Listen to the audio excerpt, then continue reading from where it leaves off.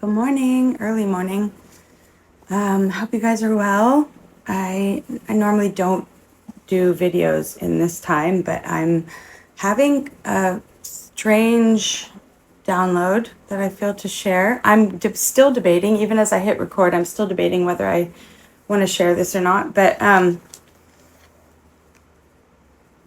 so for those of you guys who follow my channel or follow me, I am my training is as a theologian, so ancient Near Eastern culture, the kind of more Judaic aspect of the Old Testament and cosmologies and stuff like that. So for sure, I am a thinker, right? Gemini, air sign, thinker. My birth chart also says that I am a translator of ideas, which couldn't be more true because I never, in all of my life, even outside of religion, kind of ever felt like I slotted in somewhere, right? Even when I was a musician, it was kind of like, what is her music? Like you never can like pinpoint it because there's not a container. When you're a bridge, there's not a container you fit in. And maybe somebody needs to hear that. It can be very lonely at times, but you're never alone, but you feel alone a lot of times. So, truth. I woke up this morning thinking about something my daughter had said to me. And I woke up thinking about Yeshua, actually. And my daughter said, Mom, you have embraced all of, the ancient astrology, the kosher astrology. You've embraced the kind of idea of new energetics and all the kind of metaphysical aspect of what's going on with our faith and our spirituality, right? I studied the Big Bang and the kind of moment of singularity at Oxford with a teacher who did religion and science. And so it was through the lens of looking at it more spiritually or philosophically. But anyways, that really changed my life because I realized so much of what we read has not been translated to us, right? So my journey was natural. It was natural to be excited and explore other sides of my spirituality. But in doing that, my daughter said, but what about the other side of the bridge? And which is Christianity, which is what she understood growing up to be, her reality. And it still is for her. Although, as with all of us, it's expanding. And one of my favorite lecturers used to say, if your concept of God doesn't get bigger, then you're following the wrong teachings, because it isn't possible to understand El Elyon, the source, the Most High. It's not possible to understand. We were just talking, my son and I, yesterday about gender stuff, and I was saying, we have to be very clear that God is both masculine and feminine, and we were going around the houses about this kind of stuff. And anyways, this morning I woke up and I thought of what she'd said to me, and I was thinking, that's on my mind. Okay, so I came in here and I opened my Hebrew Bible. I was just saying, Spirit, just where do you want me to go this morning? And I opened the page to Isaiah 52. Can you see what it says? He was pierced for our transgressions. So, mind you, this book was written as early as 700 BCE, way before, Yeshua came in the first century. And that immediately struck me, which is why I was like, oh, we're doing something here. We really are. We do something every day in meditation, but the message was really coming through clear. And I thought of how, to an ancient Hebrew, that it wouldn't make any sense, right? Their Messiah, Hamashiach, that was coming was a king who was, their belief, coming back in strength and power, which Yeshua came back with a servant kind of remodeling of what it looks like to be a servant in this earth, and secure in your power, completely secure in your power. So I just thought, wow, that is probably one of the most poignant verses. Isaiah, the book of Isaiah as well. I know there was some recent debate over Wes Huff's comment on it, but it was preserved of the Dead Sea Scrolls. It is one of the books that is preserved. It's confounding how from the original text it was preserved in the Masoretic text. So the words haven't changed, and the prophecy is there of who Yeshua will come to be. And it just struck me that, what I was thinking was, I follow no man. I don't follow anyone's teachings anymore except the Spirit, and always the second Adam, Yeshua. Always what he did, what he modeled is watertight. It's the most beautiful, going against society, going against everything we're taught about who we are, going against the rules, rule breaker, right? Rule maker comes and becomes the rule breaker. Truth. Why? To show us that we love the rules and that we love to throw the rules at people. And we try to make out God to be the one who loves the rules when it's really us. We love the rules. Okay, so there's a ton of words in this verse I'm not good with, but I'm going to read it to you in its original language, okay?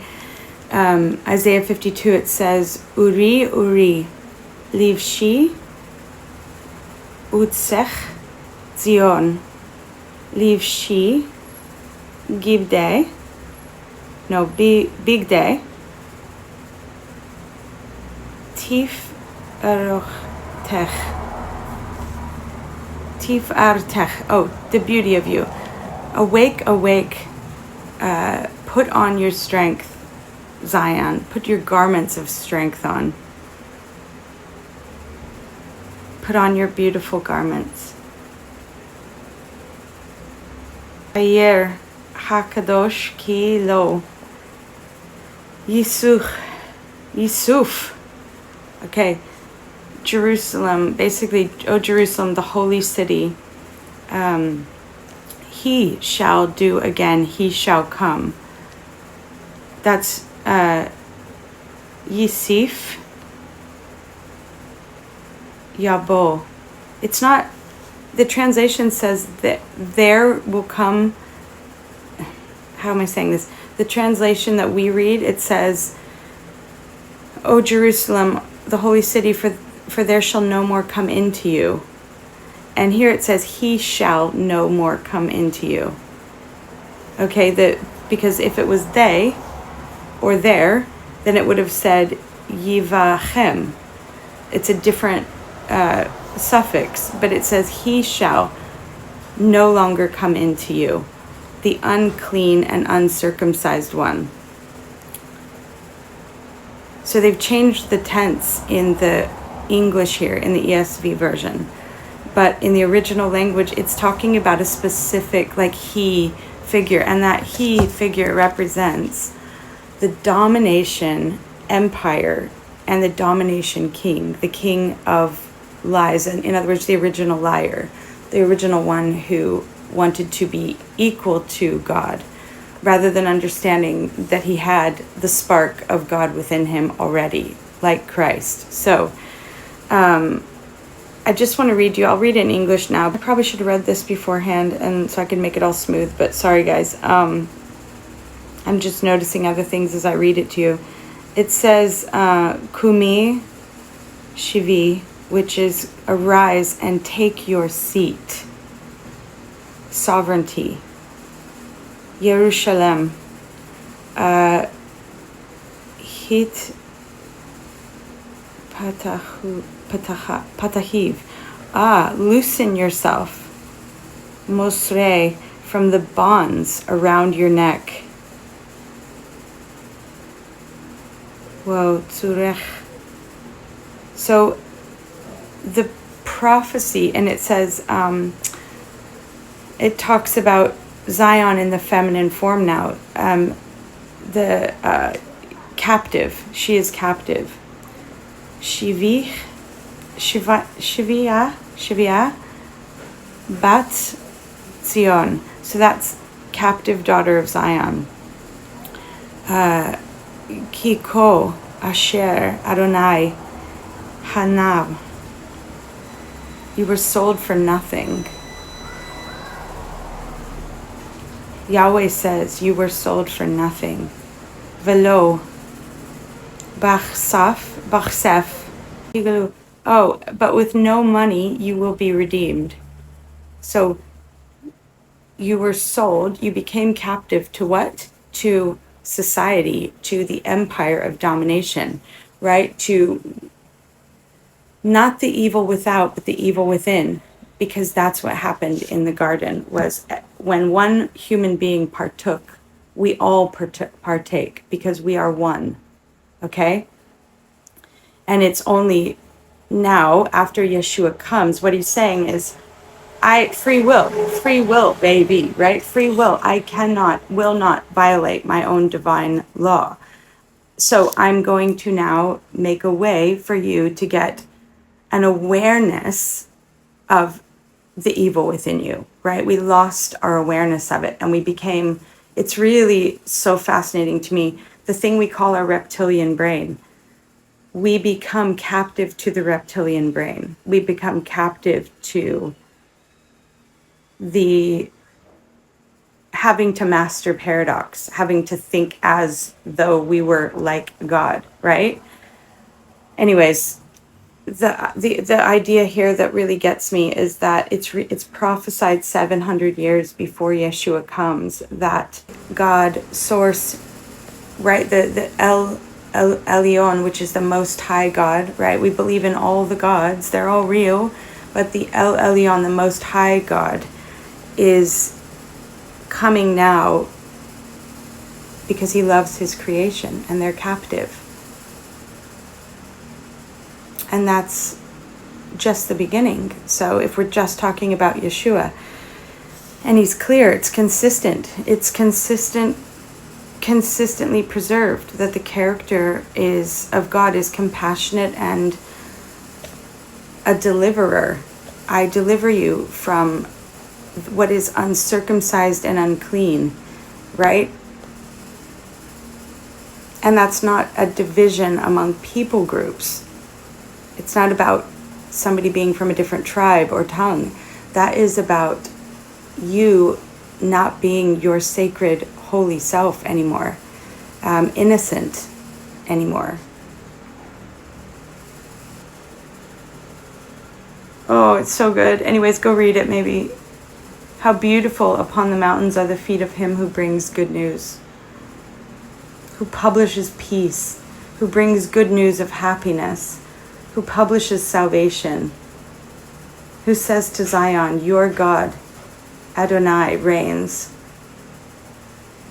And you just don't hear that as the gospel. You don't hear that as the gospel. Yeshua came to talk about the kingdom, heaven, the reality of who you are. He came to make a way that you could become who you said that you would come here to be, just like him. The Word became flesh. You were the Word of God who became flesh. We are not Yeshua, we are us, his siblings, right? That's what he said. So, is this encouraging? I don't know. It is to me. It's reminding me that there's such a depth of reality in that. It's so grounding to me. So anyways, I just wanted to share that with you guys this morning, that I am going to try to, if anything, if I want to be obsessed with anything, I want to be obsessed with the life of Yeshua. If I want to be obsessed with anything, because he lives forever. He truly manifested more than any other human being, heaven on earth. He truly brought the new earth. He truly brought the new heaven. He truly loved people who were not like him. He truly loved his enemy. He truly was so secure in his sovereignty and God-given identity and power that he was able to lay it down, which is true action. Love is an action, it's not a feeling. He was the most masterful human being of ever. And yet, when I see Christianity, it's not doing anything that he did. I'm not saying it doesn't feel nice to be, it feels nice sometimes to be around Christians, certain Christians, because that spirit, that bond of the Spirit is so beautiful. But I'm looking for who's manifesting, who's actually manifesting. That's why I don't follow any man. And I take it on as my own personal challenge to manifest, right? But I can't manifest if I do not become a better student now, again, of Yeshua. So now that I've detoxed church culture, now that I've detoxed structures and, all the chains, all that stuff, now I become the student again. So yeah, I feel like I'm making an announcement in the Spirit this morning. It's really strange. This is my declaration as a bridge, as Yeshua was a bridge between two worlds, hated, not understood, because he was confronting. He confronted the shadow that's in people and that they didn't want to see. So anyways, I don't know. I hope this is I was going to put together enlightening and illuminating. I was going to put those two together. Illuminating. I'm going to go finish my meditation time now. It's hard to do this with anybody in the space, like having to think, but maybe I'll do this more. I love you. Have a good day. And remember, you're so loved. You're so loved. You're so loved.